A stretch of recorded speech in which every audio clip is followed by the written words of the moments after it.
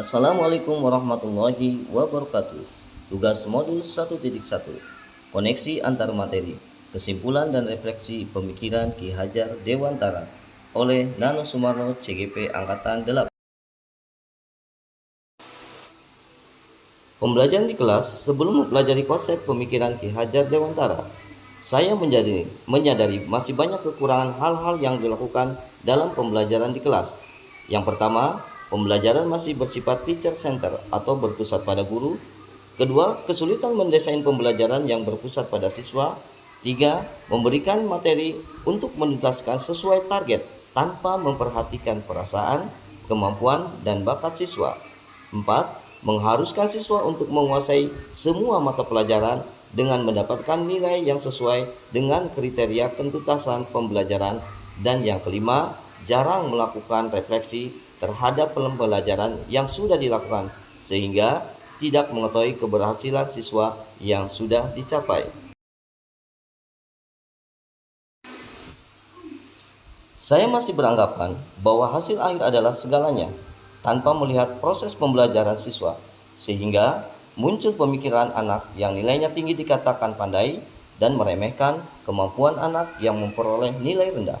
Hal inilah yang menyebabkan siswa tertekan karena harus mendapatkan nilai tinggi sehingga kepercayaan diri anak menurun.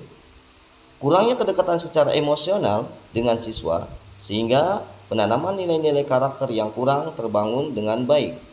Dalam pengondisian di kelas masih menggunakan ancaman dan hukuman agar siswa disiplin dalam pembelajaran serta bertanggung jawab.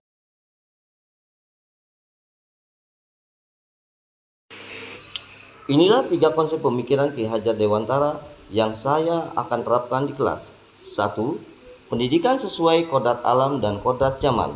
Yang kedua, pendidikan memerdekakan. Dan yang ketiga, pendidikan menuntun.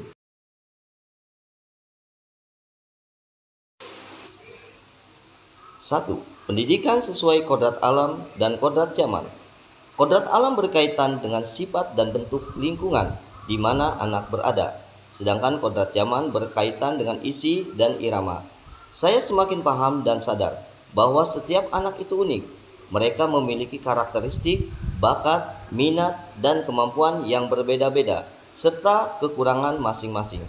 Namun, saya yakin dan percaya dengan kepercayaan yang diberikan, arahan, dan mengeksplor lebih jauh, maka potensi, bakat, minat yang ada pada diri anak dapat digali dan muncul dengan maksimal, sehingga mencapai kebahagiaan lahir dan batin.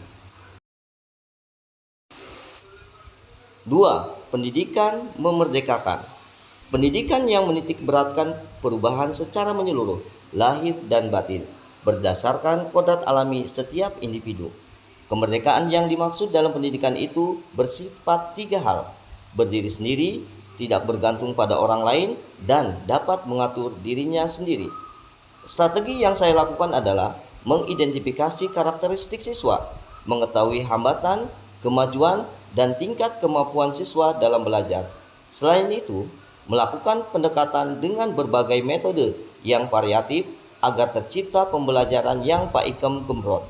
Artinya, pembelajaran yang aktif, inovatif, kreatif, efektif, menyenangkan, gembira, dan berbobot, sehingga tujuan memerdekakan anak dalam pendidikan tercapai.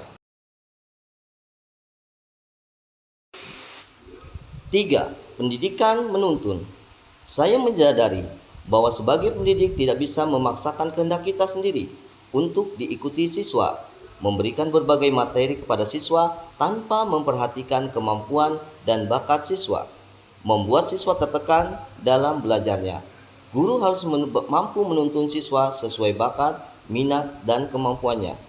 Oleh sebab itu, saya berusaha menciptakan suasana belajar yang menyenangkan. Apalagi pada tingkat sekolah dasar, memang masanya anak untuk bermain dan mengembangkan potensi yang ada pada dirinya.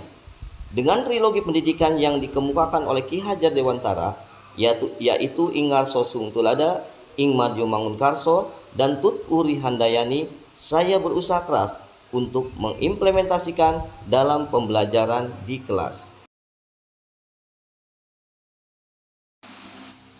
Berikut ini adalah hal yang akan saya terapkan di kelas saya yang sesuai dengan pemikiran Ki Hajar Dewantara. 1. Berusaha menjadi tauladan bagi siswa, baik ucapan maupun perbuatan. 2. Melakukan pembiasaan pendidikan karakter secara berkelanjutan. 3. Merancang model pembelajaran yang berpusat pada siswa dan menyenangkan. 4. Melakukan pendekatan emosional kepada siswa dengan berbagai cerita dan memotivasinya. Dan yang kelima, mengenali karakter dan latar belakang siswa serta memfasilitasi dalam mengembangkan potensi dan kreativitas siswa sesuai bakat dan minat yang dimiliki siswa. Demikianlah kesimpulan yang dapat saya sampaikan. Terima kasih, saya akhiri. Wassalamualaikum warahmatullahi wabarakatuh. Salam bahagia.